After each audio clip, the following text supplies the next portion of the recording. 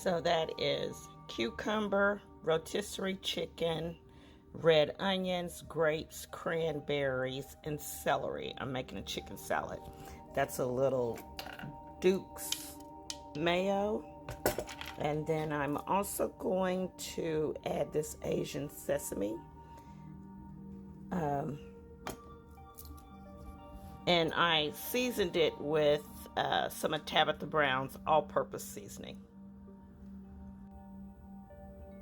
All right, dinner tonight, chicken salad. That is a rotisserie chicken that has cucumbers, celery, red onion, red and green grapes, and cranberries, and a little green onion. Happy Wednesday, y'all. I think I'm gonna eat this with crackers. Yeah, have a good one, y'all.